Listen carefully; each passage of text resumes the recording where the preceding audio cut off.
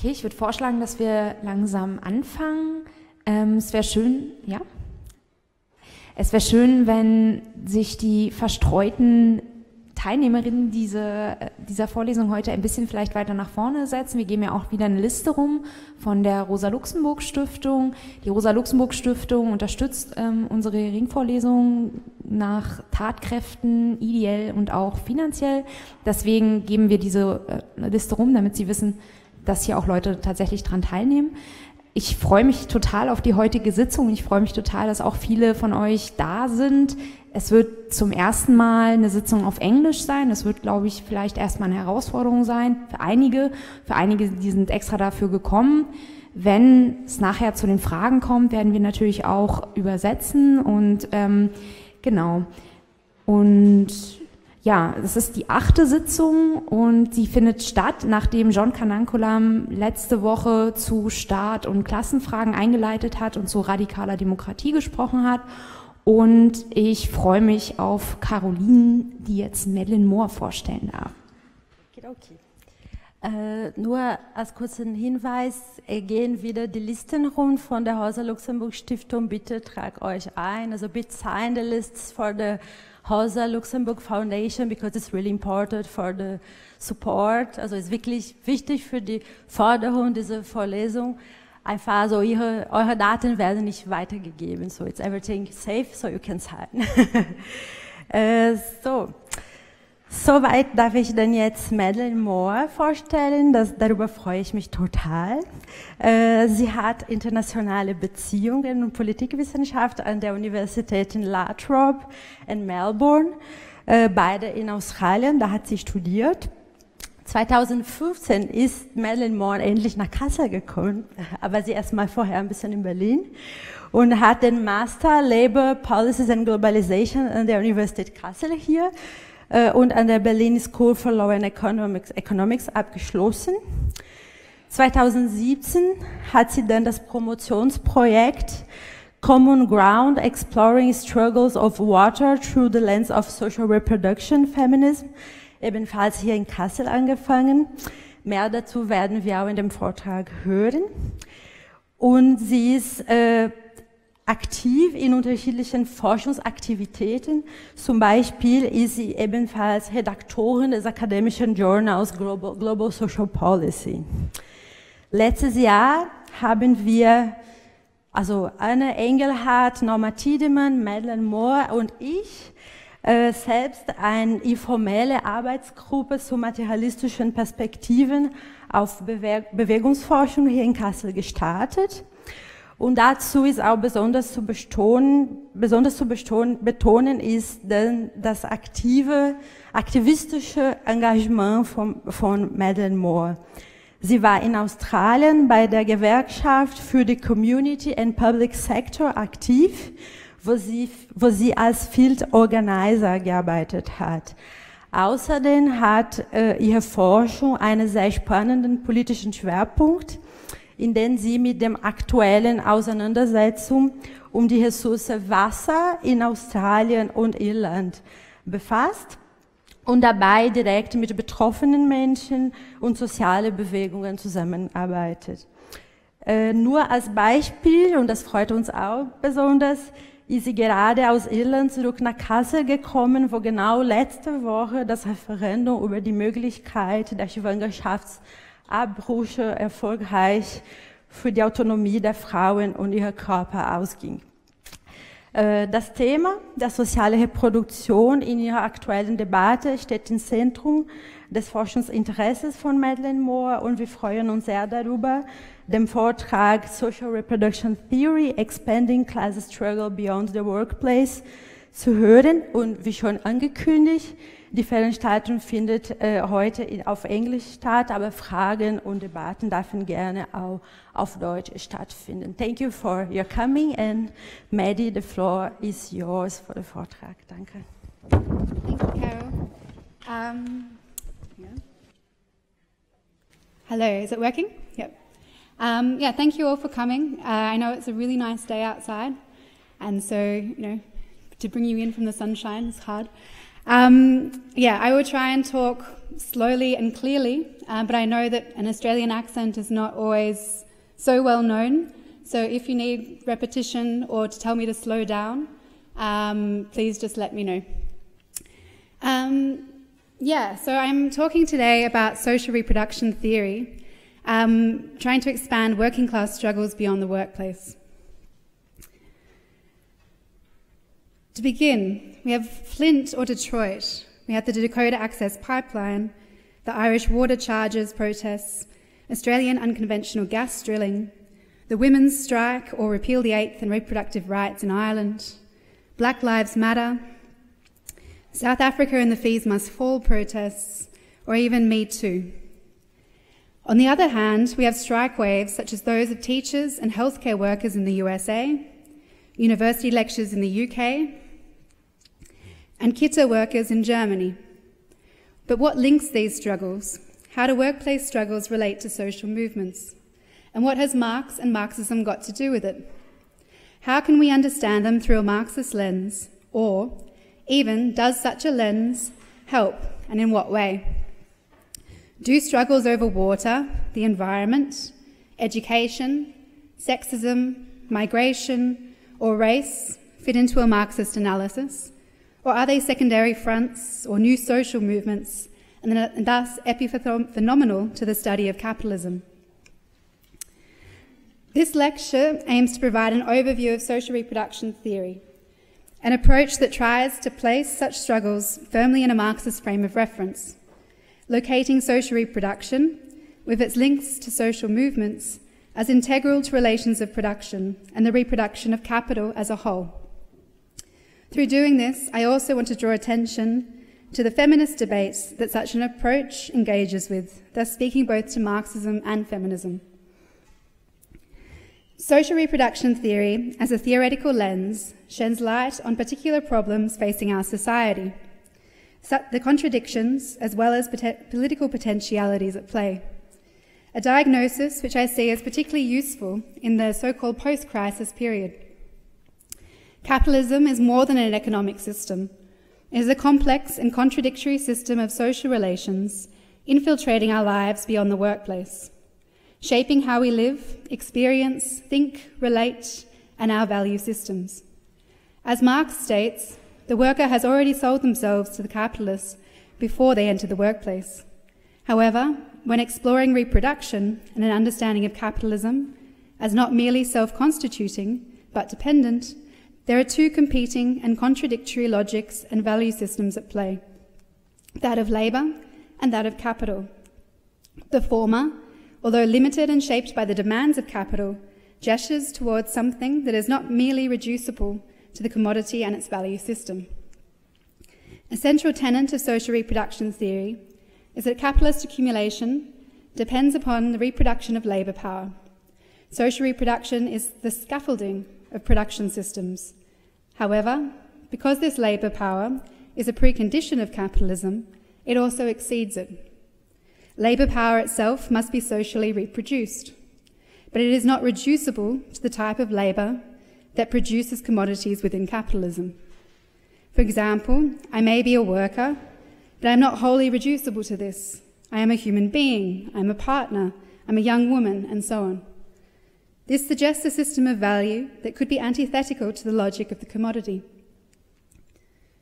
Systems of commodity production exist in a contradictory and perhaps increasingly unstable relation with the social reproduction upon which continuing capital accumulation depends.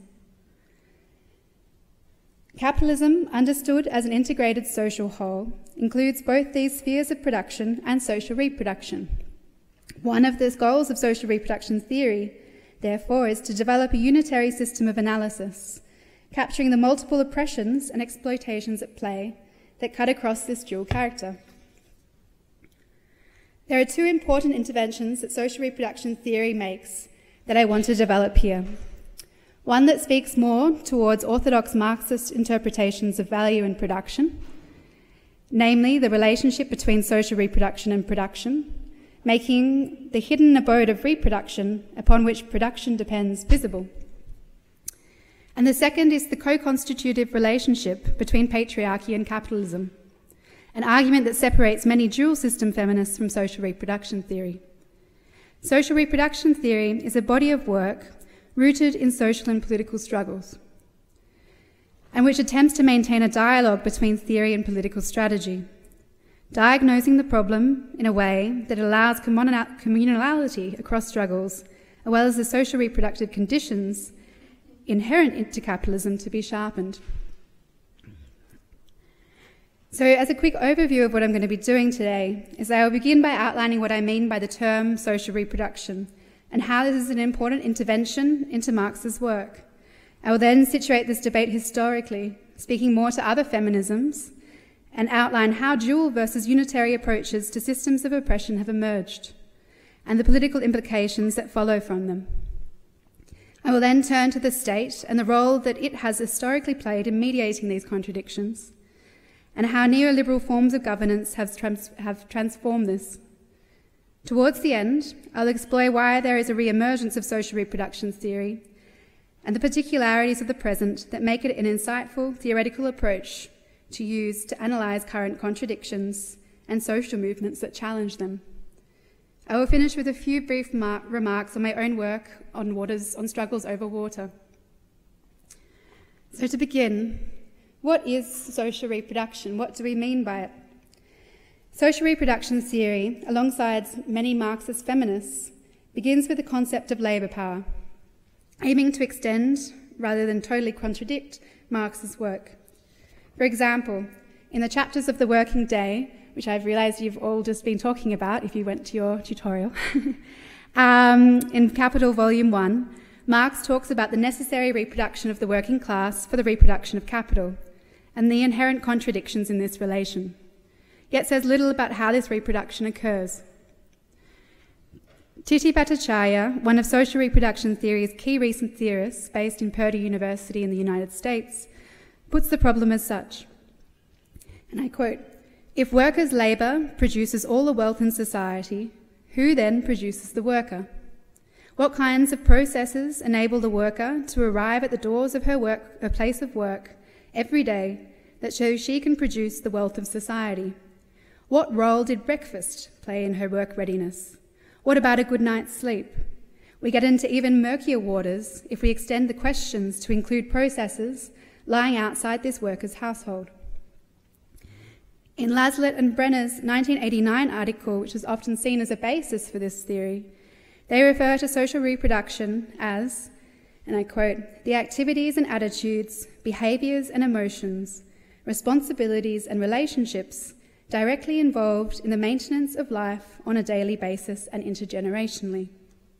This includes things like how the material necessities for life are consumed, how we care for our young, our sick or our elderly, as well as sexuality or biological reproduction.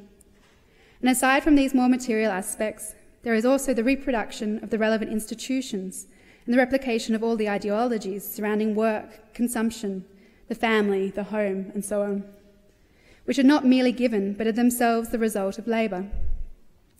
Social reproduction theory points to a whole series of processes, relations, institutions, and care that make the worker work-ready, and which have not always been given their due in more traditional Marxist analyses focused on production. Of concern in social reproduction theory is the relationship between these processes and institutions named by Bhattacharya, Laslett and Brenner, and capitalist production systems. The worker, or concept of labour power, is not a finished entity, but is one marked by multiple relations and processes that bring them into being and allow them to go to work. Marx talks about labour power as a special commodity, but little about how this commodity is produced. So then there is these kind of inherent contradictions and a dual logic kind of at play here. Social reproduction points to this in the production and reproduction of labour power, that there are two logics and value systems that seem to be at work, that of capital and the logic of commodification and accumulation, a logic that really doesn't care about how we care about the reproduction or the quality of life, although it depends upon continuous workers and growing consumption needs for continuous profit. And on the other hand, there's that of labour, which is our attempts at some form of autonomy beyond capitalist accumulation, suggesting the possibility of a form of life beyond capital. This is what social reproduction theory means when they talk about how in every process of reproduction there is also the opportunity for interruption of such social processes. These are competing value systems which are irreducible yet somewhat integral to one another. The reproduction of capitalism, continuous accumulation and expansion relies upon a form of labour and nature to remain outside the logic of commodification. Such costs are externalised, such as pollution or care work, in order to realise profits. Yet through expansion into the spaces and relations, what some people call the process of primitive accumulation, it commodifies the very things it depends upon being and remaining free, destabilising its own capacity for reproduction. I think this is somewhat what Neil had been talking about in the last couple of weeks, if you were at that lecture. There is a further tension because what is also being reproduced while the worker is reproduced are the conditions necessary for the reproduction of capitalism itself. There is always this dual quality, carrying with it its own contradictions.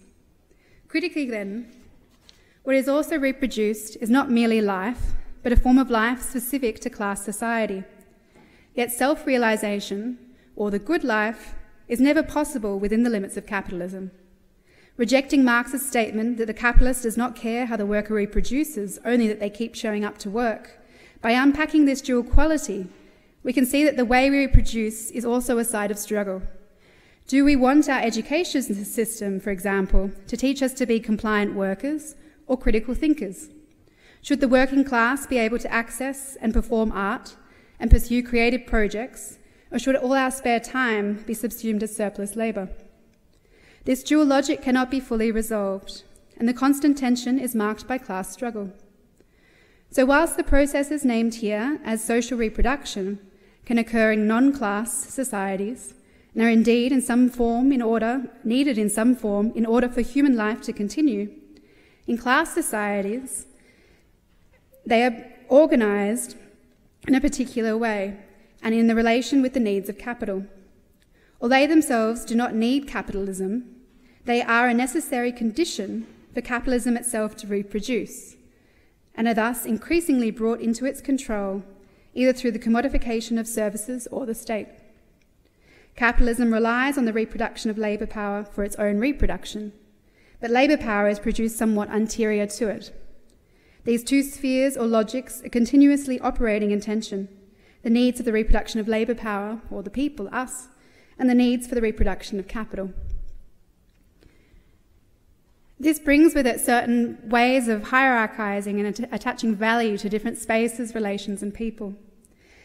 And this is where I want to start turning towards more of the sort of feminist analysis and less away from, maybe somewhat away from the kind of interjections into Marx's work. This is an integral but dependent role of social reproduction to capitalist reproduction have impacted how spaces such as the home are organised and valued. In class societies, the spheres of production and reproduction are held apart. We have home and work, the private and the public. This appearance of separation allows for the devaluing of such work, spaces and people, which of course often become women or migrants or people of minorities. Capitalism relies on the anteriority of social reproduction, but does not want to pay for it in the same way as nature, so seeks to externalise and cheapen it or make it invisible to render it valueless to the public domain of production. And this is important when talking about female oppression. Care work, for example, is not inherently women's work, but has become naturalised as such. The lack of value attached to it is not given, but produced, and its cheapening and invisibility is necessary for the extraction of surplus value. Capitalism benefits from unpaid care work by attributing it to the natural role of women in society. Therefore, cleaners, care workers, they can get paid less because it's deemed as unskilled. This is compared to blue-collar skills that are dominated by men that apparently are much higher skilled than the work and the skills necessary to develop to be proper care workers. This hierarchy is neither natural nor circumstantial, but a necessary constituent of capitalism.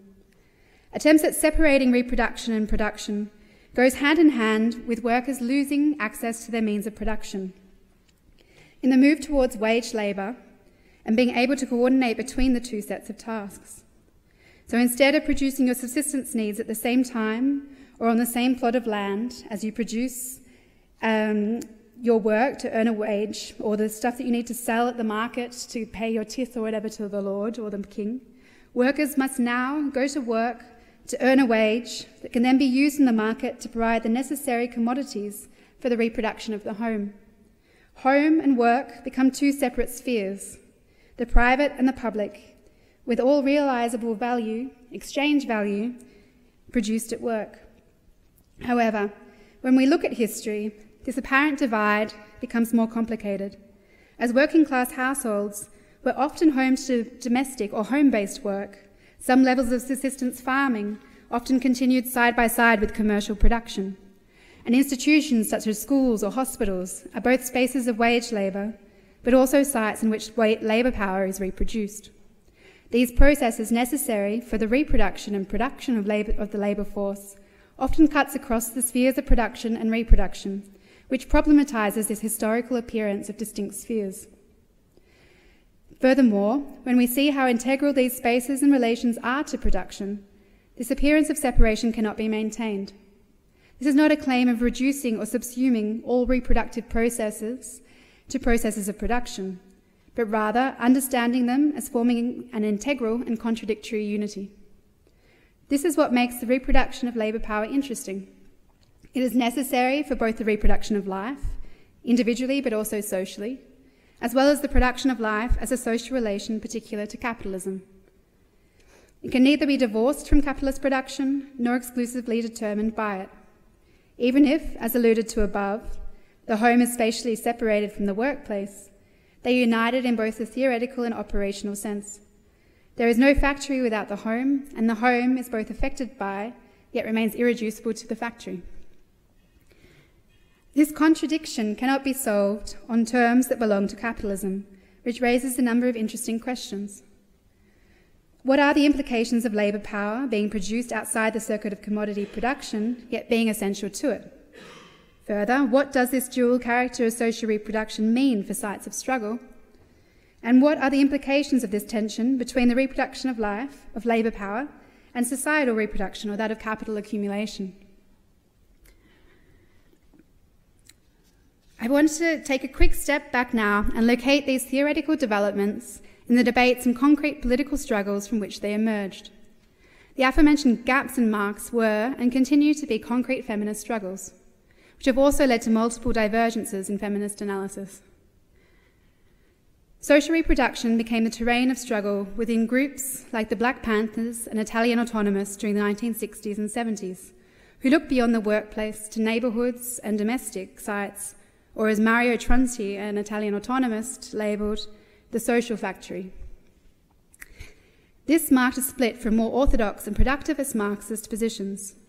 Feminists took this on and began to argue the necessity of unpaid domestic work for the reproduction of paid and public labour.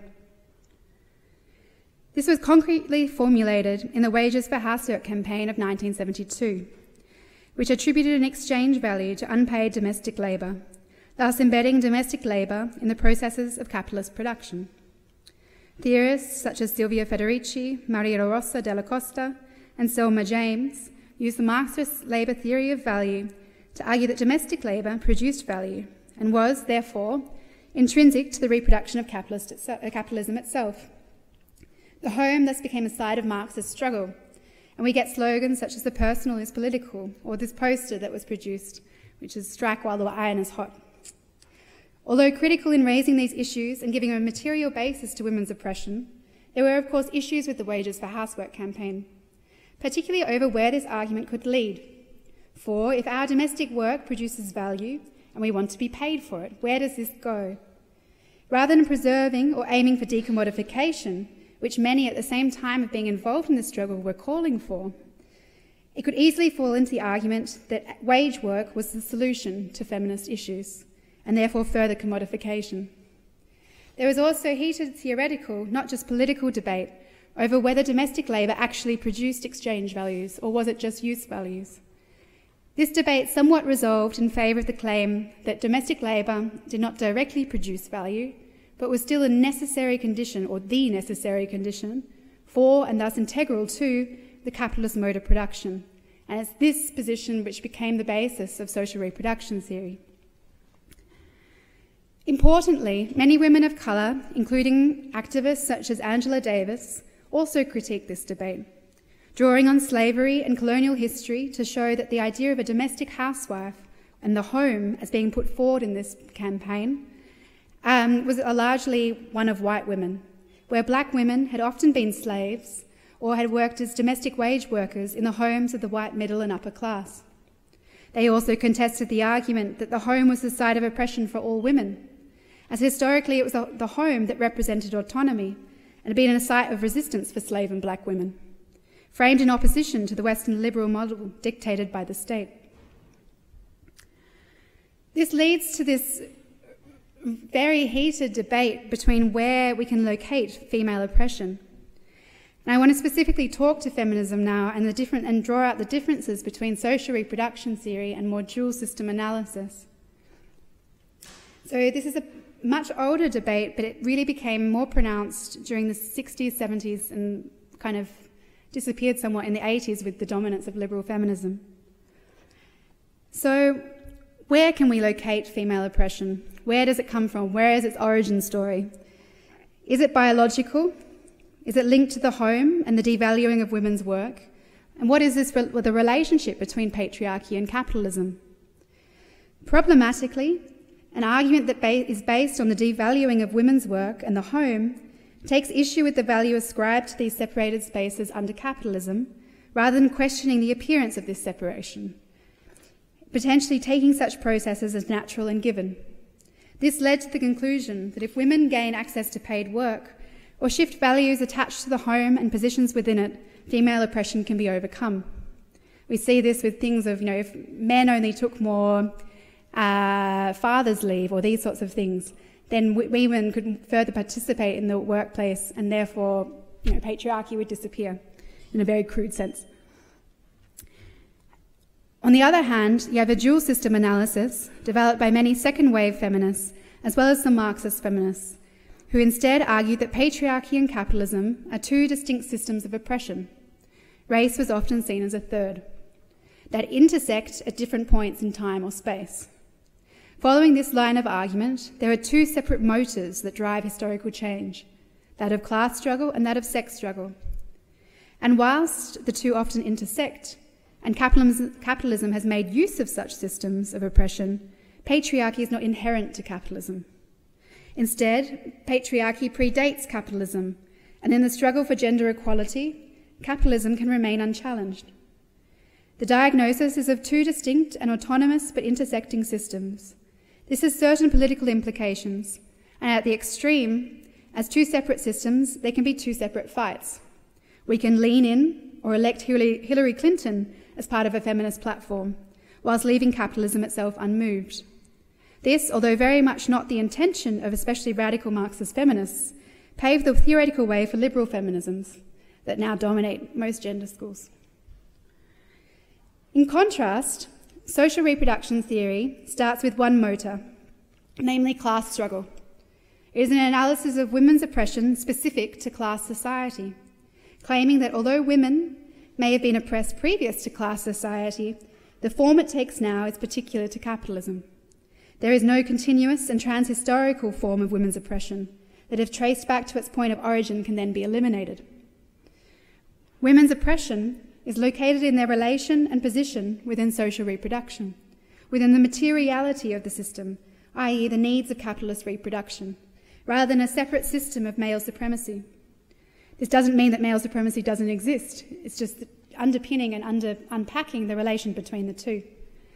Such oppression is located within Marxist understandings of capital in the capitalist mode of production and the necessary biological reproduction that has to occur. It is a unitary system or theory of analysis in the sense that it seeks an integrated analysis. It's not trying to reduce everything, but see how the relations of the processes involved in it. Biologically, capitalist reproduction relies upon the biological process that is currently intrinsic to female bodies. Hence, the increasing intrusion and control of women's bodies under capitalist social relations. This is not a biologically determinist argument, and it is the way that social reproduction is organised under class societies that is at issue. Therefore, it could change if we can overcome certain capitalist relations or social processes and the way that we organise society, then these may also change. So the class relation that sets the boundaries within which social reproduction takes place and from which biological reproduction is also organised. Therefore, in class societies, patriarchy and capitalism are not two systems that intersect in an add-on manner, but rather form a unitary and co-constitutive system of exploitation and oppression. To conceive of a co-constitutive and unitary system is not to reduce female oppression to either biology or unpaid domestic labour, nor does it try to reduce everything to an economic understanding of class struggle. Instead, social reproduction theory seeks to explore the relations between things, between people and processes.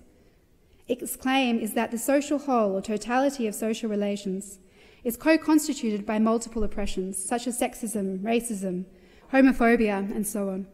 But being in a capitalist or class society, this field that these oppressions operate is not neutral, but rather traversed with class relations.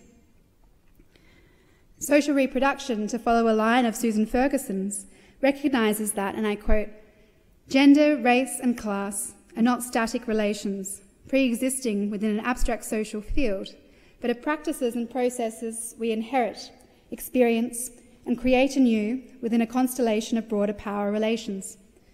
And in this sense, it cannot be the case that they occasionally intersect, as they are always already intersecting. They co-constitute one another. To talk only of class and not be aware of gender or race or vice versa thus becomes politically problematic."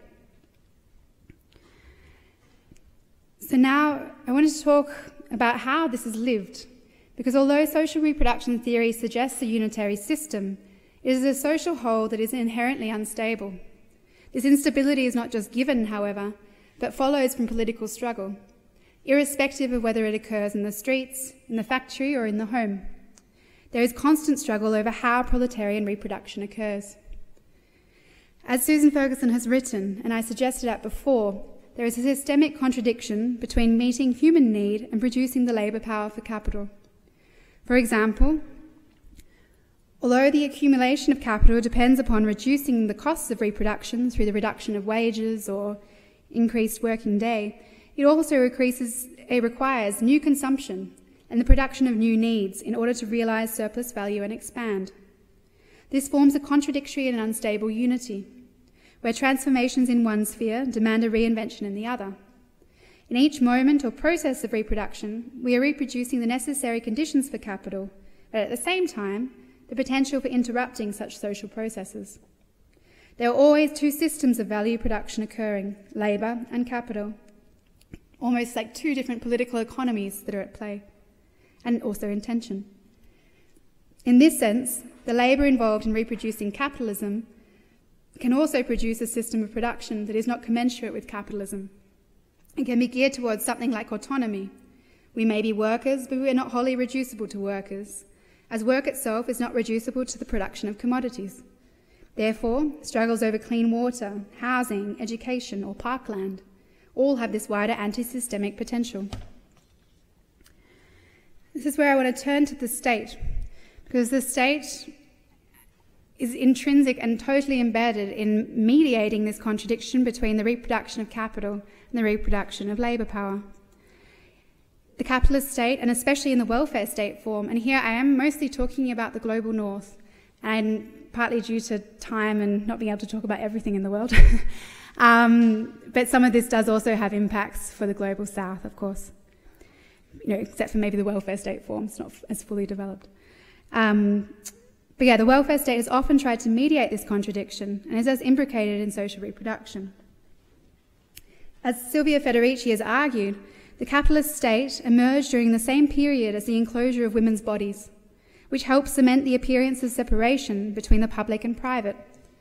The state has often mediated or facilitated the consistent reproduction of work-ready workers through the control of social reproduction.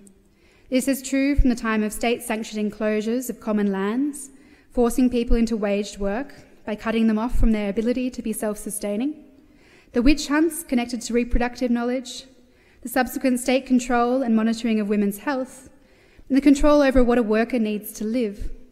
The food they eat, is it cheap food? Is it agribusiness? Is it factory farming? Or the way they live, the policing of welfare recipients, who's allowed to marry, and how nuclear families are promoted. The state is increasingly involved in reproductive rights. This was very present to me. I've just spent a few weeks in Ireland around the referendum on reproductive rights and the ability to access free and safe abortions, or not just free, just abortions. The state has been dictating policies to also promote biological reproduction. We had this in Australia, where for a certain period of time, to counteract a decrease in birth, the government offered to pay you $3,000 as a baby bonus to encourage reproduction. It only lasted a few years. But yeah, alongside biological reproduction, there is also the way that the state manages migration regimes. Who is let in and for what purpose? For example, huge numbers of Philippine women enter Canada, and men, but mostly women, on very precarious home care visas to further facilitate the continuous reproduction of Canadian labour power. This in turn creates transnational care networks and families, changing the way these Philippine workers themselves reproduce and how they look after their own families. The state has also assisted the movement of extra labour into the workforce, either through supportive policies for female workers and childcare provision, or punitive welfare-to-work regimes. The general tendency within capitalist societies is to reduce the necessary domestic labour that takes place in households, as increasing this amount of labour would reduce that person's ability to produce surplus labour outside the home. Service industries, restaurants and childcare remove such tasks from the domestic sphere to the public, and increasingly so to the profit-making sector. Public education and healthcare moves these tasks to the state, freeing more labour power and reducing reproductive costs. All these processes shape the units in which labour is carried out, such as the family, the home, work, migrant labour, and even prison camps. The welfare state was one of the best examples of the state stepping in and providing, but at the same time controlling, the reproduction of the working class. In the shift towards neoliberal forms of government, along with the instantiation of the carceral and workfare state, these safety nets can no longer be relied upon in the same way. The effect has been to bring into sharper focus the contradictions that the welfare state had managed to paper over. It is becoming harder to reproduce. We have less control over how this occurs, and the working class is increasingly vulnerable to the effects of capital accumulation, which is antithetic to the reproduction of life. And all the while, state control over women's bodies and social reproduction has only increased. Which leads me to this point of why social reproduction now? Why are people talking about it more now? And what is happening in the world now that allows social reproduction theory to have a particular diagnosis that may be helpful to understanding contemporary society? Social reproduction theory helps us to diagnose the problems facing our society. It helps us understand why so many social movements are emerging beyond the workplace, and brings into focus the lived effects of neoliberal attacks on the working class as a whole, not just in places of work, but at all facets of life. By framing production and social reproduction as interdependent, social reproduction theory shows how transformations in one sphere lead to reinventions in the other. With neoliberalism, there has been a concerted double attack on the working class, not only on working class organisations and the workplace, but also class memory. It has also involved the creation of hugely indebted households, pushing responsibility onto the individual or family, the private realm, which further erodes any idea of society, or communal, or a memory of a communal time. Ultimately, this socialises risk, but privatises profit. In the Global South, structural adjustment policies were so effective because they largely operated beyond the workplace. It extended the relations of commodification and domination by privatising previously socialised public services, forcing communities into wage labour in order to access such services, which makes the daily regeneration of people more vulnerable to global financial markets and thus more precarious. So looking at how the financial, housing and euro crisis has been lived by the working class, for instance, these are not just financial or economic issues, but it symbolises a crisis of the reproduction of capitalist society as a whole. We move from a crisis of accumulation to a crisis of social reproduction. In the attempt at stabilising systems of production, risk has been moved on to the worker and her household or neighbourhood. Insofar as the reproductive demands made upon the state are falling on a vastly different state apparatus, with the state becoming now a further means of dispossessing and extracting resources from marginalised communities, capital relations are undermining the family unit and sustainability of the working class household. At the same time, however, capitalism relies upon these units' ability to reproduce workers for its own reproduction, creating this instability. This contradiction plays out in the crisis of care. And to take the US as an example, and it was just an article I was reading the other day, because the costs of reproduction are now so high, with no parental leave and very limited healthcare cover for the majority of workers, some studies of American women have shown that women are choosing not to reproduce. They can't afford to have children. That's what they're saying. Yet capitalism relies on a continuous new stream of workers to not only expand but also replace those retiring. It is a shortfall that has long been made up of migrant workers, often undocumented and thus cheap and expendable for capital. At the other end, elder care is becoming increasingly unaffordable. Rather than being cared for by family, low-paid and often migrant workers are increasingly responsible for this work, referring back to the Canadian example I used before, thus further commodifying care relations and further transnationalising care regimes. There is also the environmental crisis. Low crop yields, increasing natural disasters and drought, which has damaged the infrastructure necessary for our reproduction. In Vanuatu, where my mum currently lives, which is an archipelago of many, many islands just sort of north-east of Australia, most families had access to small plots of land for subsistence agriculture, which acted as the community safety net in the absence of the state. Due to rising seas and salinity, crop productivity has decreased by a third in the last 5 years alone, forcing more people into waged work, increasing dependence on imported food, which is largely unhealthy, in turn increasing morbidity rates and demand for a non-existent health service. Not to mention the social upheaval that comes with increased urban migration.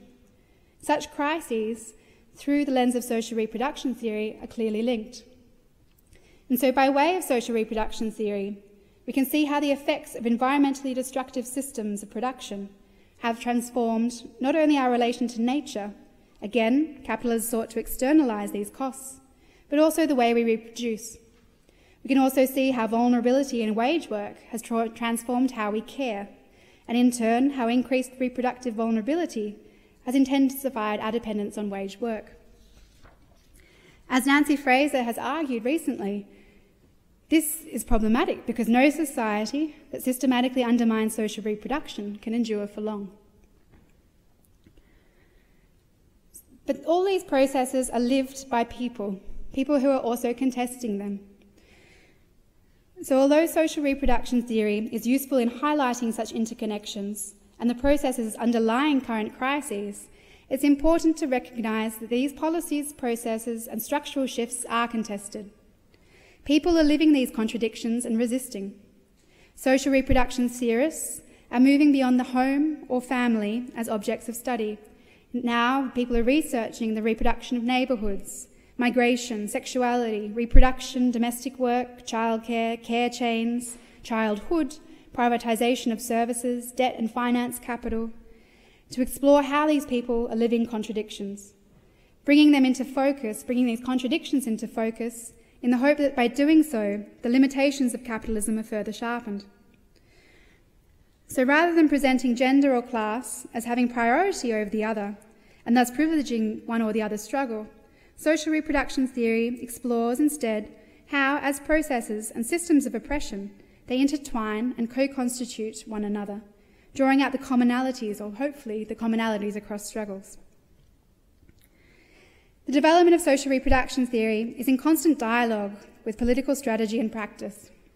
This is, of course, not to conflate the two, nor to claim some form of prescription, but there can be some implications for strategy drawn through understanding the integral nature of reproduction to production when applied to specific historical conjunctures, such as the recent women's strike, or in my case, on water struggles. It sharpens particular contradictions and suggests why certain struggles may be re-emerging. There is also clear implications for the terrain of working class struggle, the title of this talk, and the relationship between workplace struggles and social movements, as outlined at the start. To ignore sites and struggles beyond the workplace is to ignore half the picture, as well as the integral nature of such sites to the workplace and production. Interestingly, and I don't fully agree with everything he says, but he was right on this, Lenin recognised this when he situated women's oppression within domestic labour and made it clear that part of the socialisation of the means of production under communism would also require the socialisation of reproduction through communal childcare systems, cooking and cleaning. Now, I want to turn quickly to my research on water struggles because I think it may become clearer how I'm using this and how social reproduction theory may be useful in such an analysis in a specific conjuncture. So water, within a more orthodox Marxist framework, may be seen more as an input to production. It gets its value from being key to agriculture, to energy production and so on.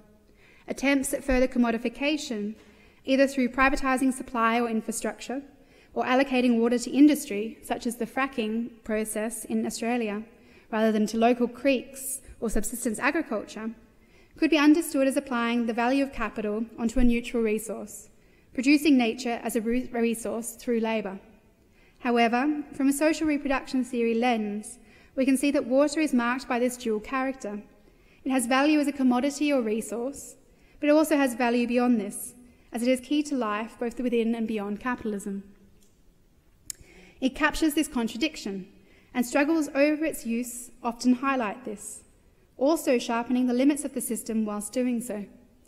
In my work, I'm exploring the struggles or social movements over this contradiction. In Ireland, we have one of the largest social mobilisations since independence over the introduction of charges for water and the installation of water meters that would lead to the beginning of commodification and the subsequent fear of privatisation. In Australia, the movement against unconventional gas drilling or fracking and the allocation of scarce water to a devastatingly destructive industry at the expense of rural communities and food production has also created an unprecedented social movement. Water grabs, and here I mean similar to land grabs but over water, either through attempts at commodification such as in Ireland or the transference away from communities towards mining as in Australia, have been facilitated by the state in each case, and can be understood as the transfer of resources sanctioned by the state towards private hands, from public to private. Socially reproductive infrastructure, such as water, education or public services, are not a neutral distribution of resources. They can be productive of class itself. Who has access to infrastructure in the example of Detroit has shown it's largely black and working class communities whose water has been cut off.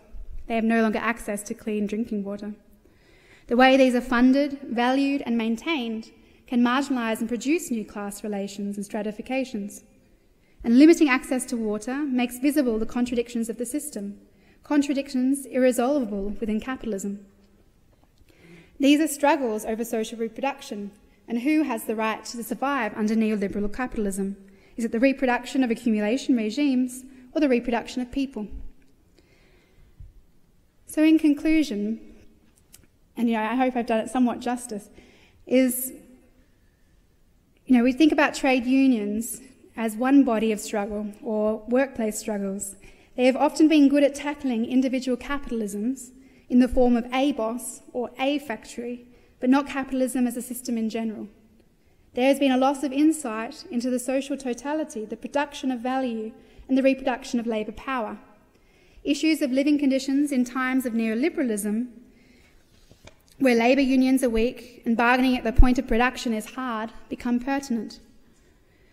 Struggles, perhaps previously seen as secondary or about the social, are tackling facets of capitalist reproduction and potentially sharpening contradictions that are being lived by the working class. It is useful to see not that these struggles are replacing labour struggles, but of various forms that class struggle is currently taking, making the debate over identity versus class struggle a misleading one. It is not about one struggle subsuming another. The point is that anti-racist protests against racist policing are actually forms of class struggle, not because they are linked to economics or directly connect to production systems, but because the internal relation between production and reproduction renders such struggles integral to the class struggle. As the worker already belongs to capital, before he has sold himself or she or herself to the capitalists, struggles over the reproduction of the worker and their community, where the working class makes demands for their own needs, are also grounds for class struggle. This tries to move beyond an analysis that pits class against oppression, arguing instead that in certain spaces, race or gender may shape the terrain of struggle. In others, less so, and it requires concrete analysis of specific historical conjunctions to untangle such processes and thus draw out effective political strategy. So long as the capitalist system continues as the determining structure of society, race and gender will always be mediated by class, in the same way that class will be mediated by race and gender, where class is not a position or identity, but it is a relation. As a theoretical lens, social reproduction theory shows how production is scaffolded or dependent upon social reproduction, and it sensitizes us or warns us to the resulting contradictions and long-term tendencies within such an integrated system. We are dealing with the totality of capitalism rather than sectoral interests, aiming to follow Rose Schneiderman, a socialist trade union organizer in the early 1900s, who said, we are rallying, and this is her quote on the picture there, we are arguing and we are pushing and we are organising, not just for bread or roses, but for bread and roses. Yeah, I'll end there. Thank you. I welcome as many questions as you have.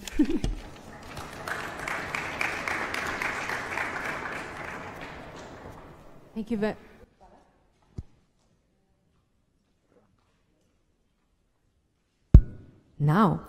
Thank you very much, Madeleine, for this really fantastic introduction to social reproduction theory.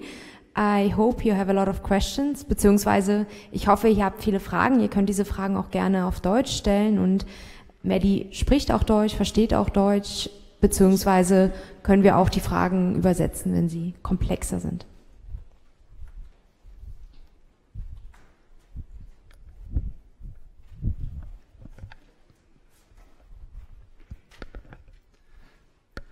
Thank you very much for your insightful talk. My question links to the political strategies. And if we take the analysis of social reproduction theory, that the causes of the crisis of reproduction, which is also a crisis for capital accumulation, is in the commodification of the reproductive sphere. Then, by implication, this also means that there's a need for the organization of reproduction to take place outside the market as a precondition for capitalist development or for capitalist revitalization, if I understand it correctly. So then the political question would be, to what extent are struggles for decommodification of social infrastructure such as housing, health, education, to what extent and under what circumstances can there be first steps towards a post-capitalist transformation? Or are they, in a way, managing contradictions of capitalism, stabilizing capitalist relations, in that the state guarantees the reproduction of labor? So, like, does decommodification undermine or stabilize capital relation? Would be my question. Do you want to collect a few? Yeah. Hi, Madeleine. I really like your wholesome view. I wonder a little bit how much do you actually go beyond the 8-hour struggle debate by Karl Marx? Isn't that all covered in this debate, where the 8 hours stand for the issue of social reproduction, and that capitalism leads to a situation where if there is not a state to intervene, collective action by others to make the state intervene, that the capitalists are prone to undermine their own basis. And one can then extend that to water, to whatever, you know. And in the end, it is actually always the question of the reservation wage. How much is that? You know, how much people get if they are not employed, and what kind of other kind of social benefits there are. And if there is a decommodification, then it is more likely that people with a little income have better access. So if there is a commodification, then it's more likely that they will be thrown out and not be able to access this kind of service. So that's my question. How much can be actually all explained by Karl Marx's debate of the 8-hour day?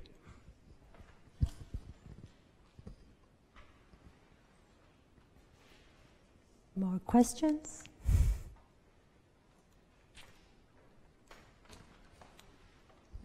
Hi, thanks for your great talk.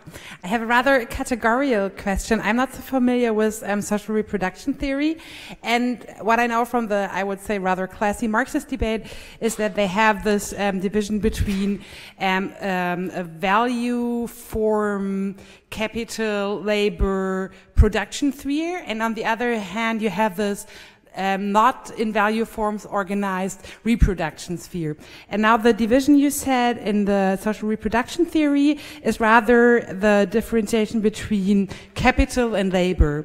And I would say from the standard or classy Marxist debates, labor would be a form of capital from the capital perspective, and then the reproduction is the non-value formed aspect. I find this division very interesting, and it's somehow, so in the classy debates, we have the problem that that the men are seen in the sphere of production and the women are seen in the sphere of not production, and then all the political struggles among the reproduction sphere somehow reproduce this gender division. And I think this is something productive in this other way of categorizing things.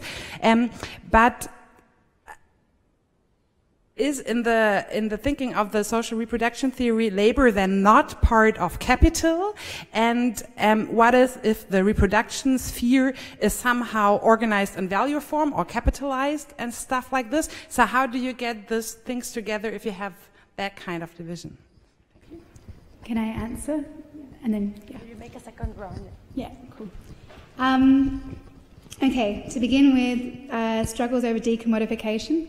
And I think this is an important tension, and it's also something that I was also dealing with when I was working at the trade union, because you're always negotiating with capital in some sense to make it more stable, but at the same time that can't undermine the benefits that you might be winning for your workers, because an extra bit of wage, better working conditions are always something that I would say anyone on the left should be fighting for, even if it does potentially re-stabilize capital relations, or otherwise you fall into kind of an accelerationist argument, which might work in the abstract, but in the concrete is totally destructive.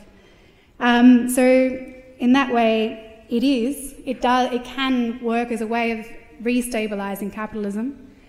These struggles over social housing or better healthcare, which somewhat talks to Christoph's point. But at the same time, in those struggles, you need to always be pushing for, I think this is the sense, there's no perfect working class struggle. We're not going to sit and wait for the perfect struggle to emerge, you know. And in every element of struggle, in every social movement, the people who are living that and who are going and struggling and challenging these things, and if they win, that is a huge subject transformation in that process. And also potentially, and this is where, if I look at the case in Ireland, what really happened there is, through struggling over water, it showed the limitations of participatory democracy. It showed the limitations of a form of capitalism that was tied to austerity and therefore little interaction with people in the working class. And so more about these movements highlighting the limits of the existing system. And by struggling, they may also be pushing those limits, but in that tension, I think there's still potential to be radical. So I'm not sure if that answers that question, but it's, you know, it is always about managing contradictions, but in the process of struggle, pushing against them until the point where they can't be managed anymore. And I think, yeah, social reproduction theory is what I was trying to say there, is like it's not necessarily a political strategy, but it might highlight where those limits might emerge and therefore lead to some sort of further development. So it's, yeah, it's a theory, it's not a political strategy, but it has political implications. And to Christoph, I agree, but then there also comes this point, and I think this is more, I think social reproduction theory is more of a stretching of Marx rather than a doing away with. All the authors that I look more into, it's about saying, okay, if we're talking about the working day, or let's take the wage, let's unpack that a bit further and say, what is that wage meant to pay for? Does it pay for a family? Does it pay for a single individual worker? Is it meant to pay for me to eat bananas every morning, or only cereal? You know, like, and so it's what's included in what is deemed the social necessary labour that needs to be untangled further. And I think this is where social reproduction theory helps, because Marx says somewhat about it, but then basically says that it's, you know, historically determined by, you know, the society at that time. So, and you know, that can then also lead to these problems with around feminism and gender. And then to Jenny, yeah, I think it's not about, so labour is always part of capital because it's always a relation. And so one doesn't exist without the other, yeah? And where you get this tension, and it's kind of hard to try to visualise it in a way, and where it's hard to visualise sometimes is because you have, some people have said you have societal reproduction, which is the reproduction of capitalism, reproduction of all the social relations, accumulation regimes, all the things necessary for that to occur. And then you have social reproduction, which is the particular institutions, relations, care networks that go into producing workers work ready. And an interesting tension, I think, for me, and mostly serious as well, is that this is not a simple divide, and it's not one sphere and the other sphere. It's exploring the relations between the two, because they flow into each other. They're often occurring at the same space, in the same person, at the same time, but they have a slightly different quality. And that different quality and that different potential in some of these reproductive elements that are more about producing use values rather than exchange value has also this potential in it, because it's not fully subsumed, even if also at the same time subsumed. So it's this kind of, yeah, I don't know if that answers, but...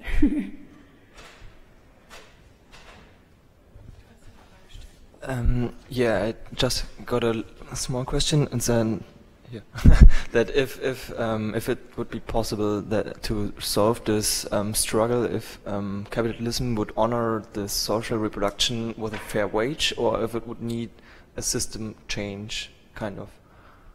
Yeah, that's it.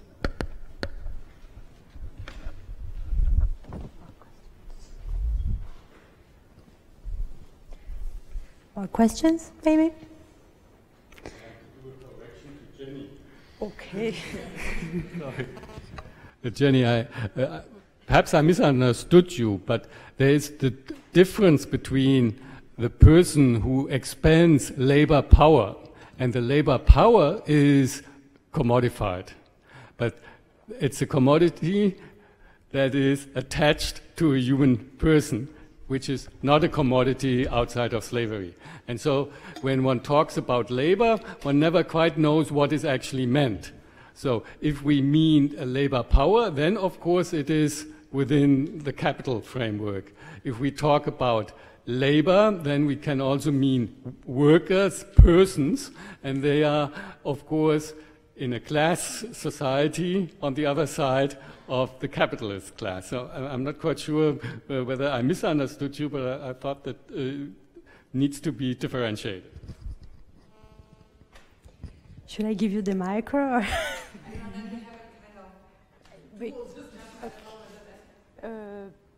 maybe if you have time after or something like that. I don't want to like cut the debate. But, more questions from the public? Yep.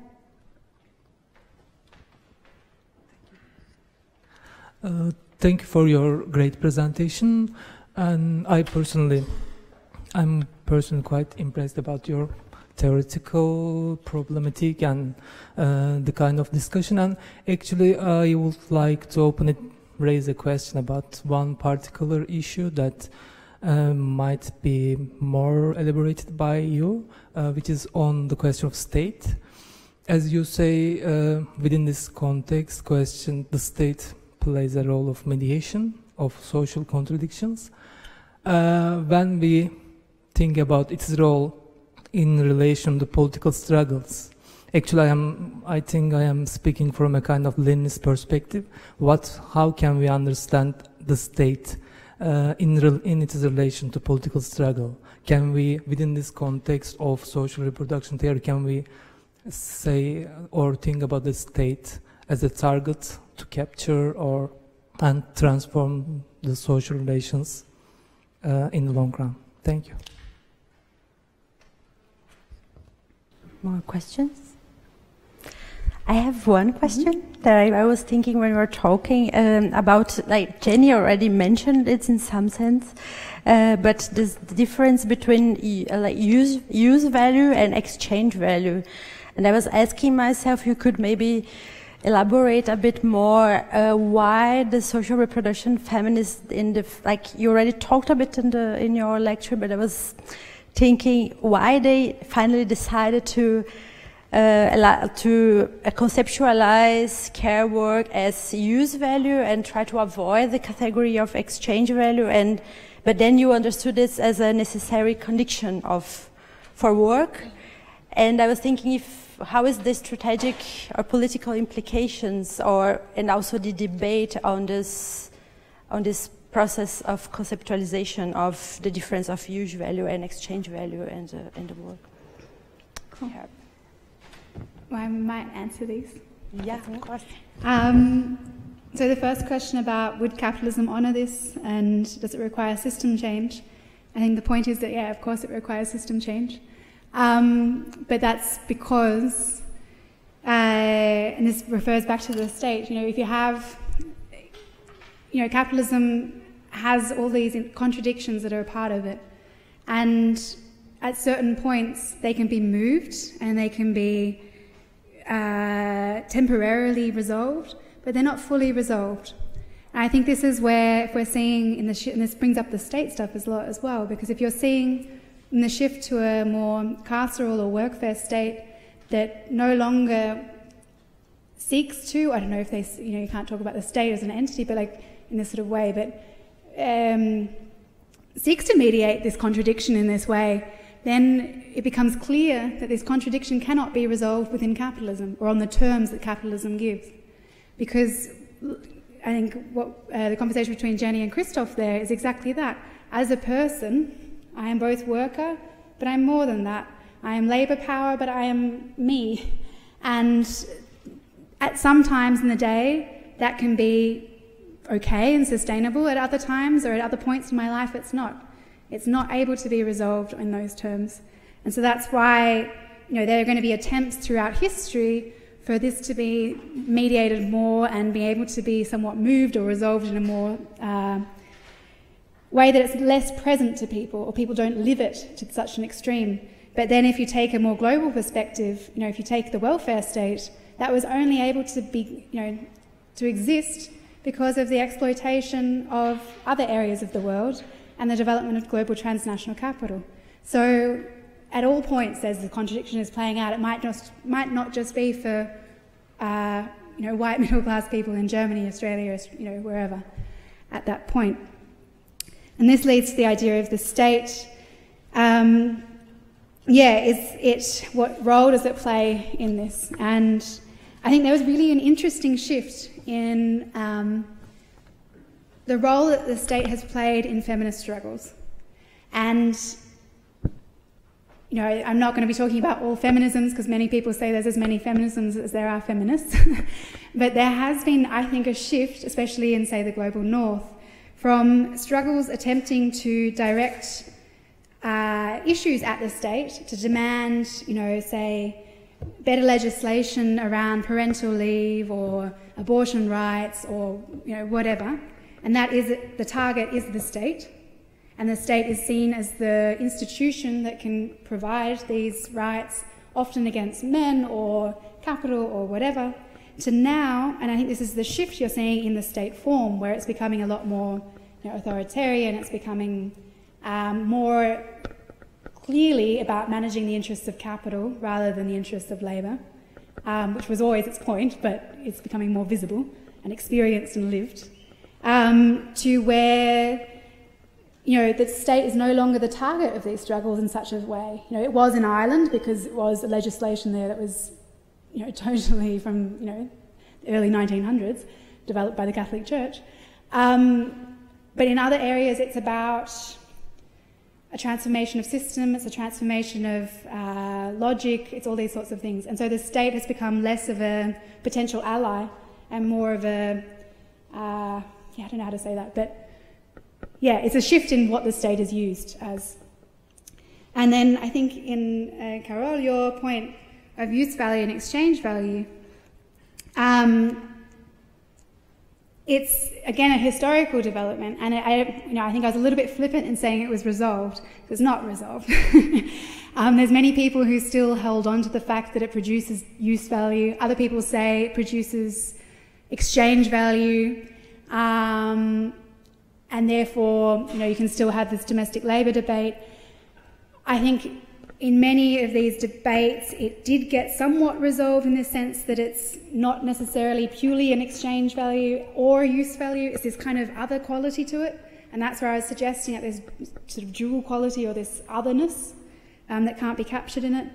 And, you know, you can read as much labour theory of value literature as you want, and there's no answers, I don't think.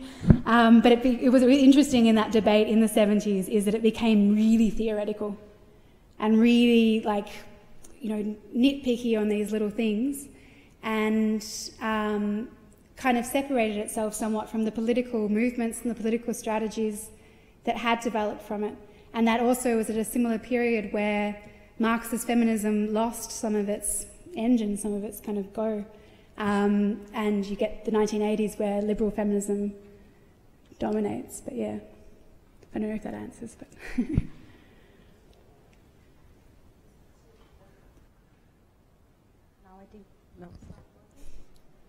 I think yeah, we have still a bit time for further questions. Yeah, please. Just following on from that last question and discussion of use value and exchange value. If it's not reducible to either use or exchange value, does that in some way point to the limits of social reproduction theory? And I mean that in the sense that it's still concerned with production, but outside of use or exchange value, is there something else other than production?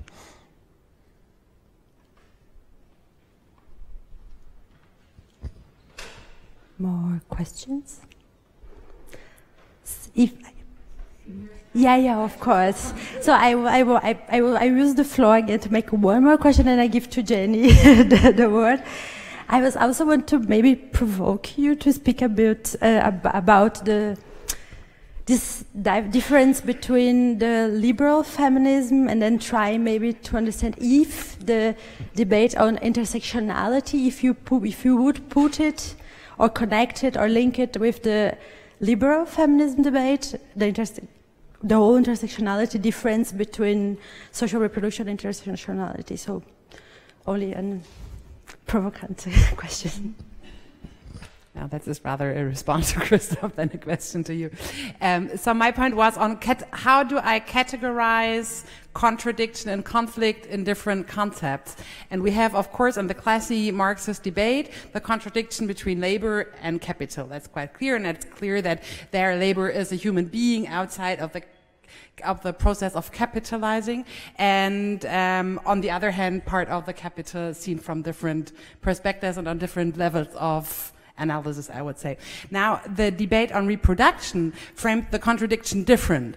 We have on one hand this value, along the value form organized capital, and their labor power is part of the capital, and the contradicting or the other concept then is reproduction. There are the women, there it's rather Gebrauchswert in English? Use value, thank you. It's rather use value and not like value. And so the contradiction and the line of categorizing is different. And now in the social reproduction framework now, it seems that they somehow try to integrate or they somehow mix up these classy categorizations, because we then have the sphere of reproduction of, or the sphere of social reproduction in the category of labor. So they somehow take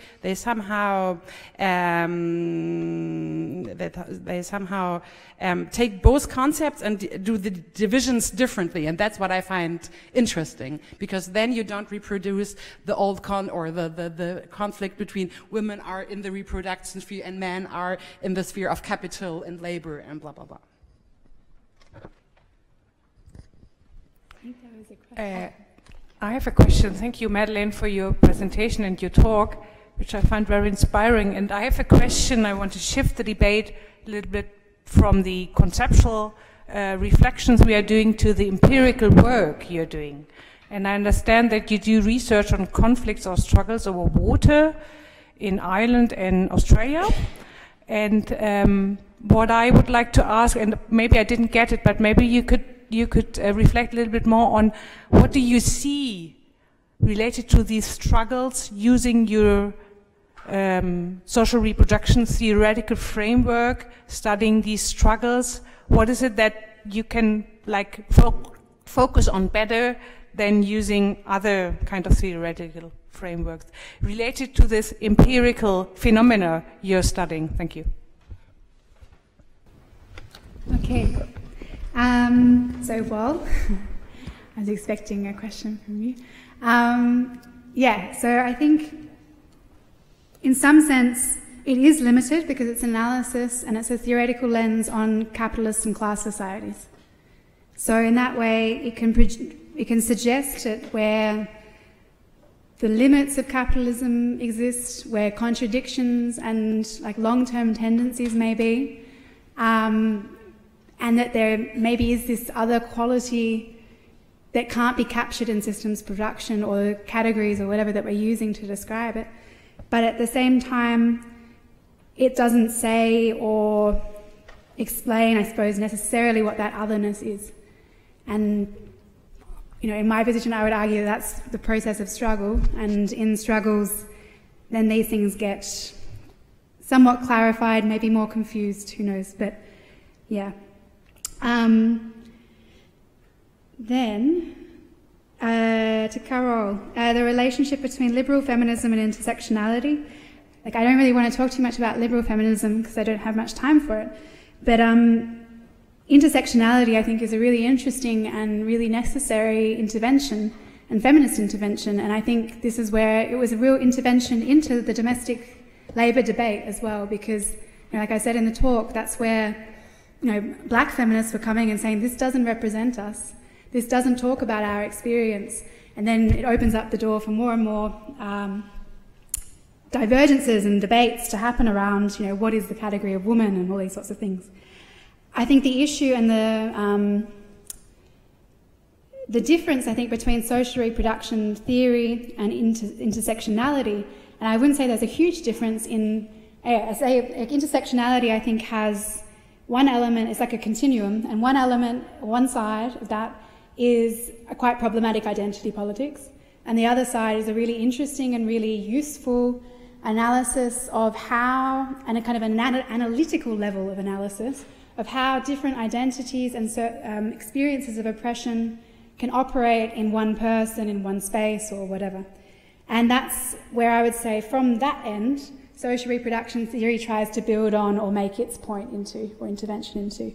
because it's talking about, and this is where I find, I suppose the metaphor of intersectionality is quite spatial. It's almost like there is certain oppressions that exist as autonomous oppressions or autonomous systems that intersect at a certain point. Rather than them always intersecting, rather than being mutually co-constitutive, which is what I'd say social reproduction theory, and a lot of intersectional theorists, when you actually read their work, are arguing. There are some elements of intersectional work as well that talks more about it's sort of like two atoms that meet and clash, and by that clash it's sort of like a chemical reaction, then they kind of come together and form one unity. But the issue is then they still began as two separate atoms. And so it's more of trying to talk about it as a system whole, or a kind of, these don't exist exclusive of one another. They may at a very abstract theoretical point, but in the empirical studies they don't, or in the lived reality of people. To get to my empirical work, and I must say I've just come back from Ireland, and before that I was like 4 months in Australia, and so I'm kind of in the process of trying to think through and apply all this to the actual data that I collected and the people I've spoken to. But how I've used it, and it really began as like the starting point of, well, if there's all these struggles happening over water around the world, you have Flint, Michigan, you have the Dakota Access Pipeline, you have Australia, you have Ireland, you have Italy, you have Berlin, blah, blah, blah, blah. This is all happening in the global north. Then what is it about water? And that led me down the track of, well, what does water do? What is water? And it again leads to this idea of this dual character of water is, in the fracking process in Australia, water is both a key input to production, but also a completely poisonous outcome of production. And no one knows what to do with this water. Although there has been attempts by some of the companies in Queensland there's aquifers, and the farmers there have had access to these wells, and that's how they produce their agriculture. There's now been fracking processes, and the water levels of these aquifers have dropped up to 12 metres. So they can no longer access that water, but that water that now has heaps of toxins in it that the companies have claimed has been purified enough for use is now in the hands of the companies, and the companies are trying to sell it back to the farmers. So it's this integrated system of how and where you draw lines of production and reproduction, and I think that's where I'm trying to, in my work and looking at the struggles and how people are living this, is really try and understand the relations between a process like fracking and it happening on somewhere where people live in their communities. And I think it captures this tension there in an abstract theoretical level, and then it comes down to the empirics of trying to work out, well, how is this actually playing out? And I think, where I'm looking at in Australia is it's kind of more of this allocation of supply and environmental destruction, and then in Ireland it's much more about privatisation and public services and what we expect of the state and austerity and these sorts of things. I'm hoping by bringing them together in this kind of more incorporated comparison rather than a traditional comparison, then something's going to emerge. But ask me in 2 years. Yeah. Okay. Thank you very much, Madeleine, for the responses. I think this is a debate we should definitely move on. Also vielen Dank nochmal für den super Beitrag und für die Beiträge. Auch die Fragen, die ja sehr komplex waren. Nächste Woche treffen wir uns nochmal auch zur Frage von Produktion, Körper und Expertise. Da wird Alexander Gallas zu Kritik der Arbeitsteilung und zur Debatte um neue Klassenpolitik sozusagen die Diskussion, die wir hier so ein bisschen angefangen haben, auch, denke ich mal, ein Stück weit vielleicht weiter fortführen aus einer anderen Perspektive.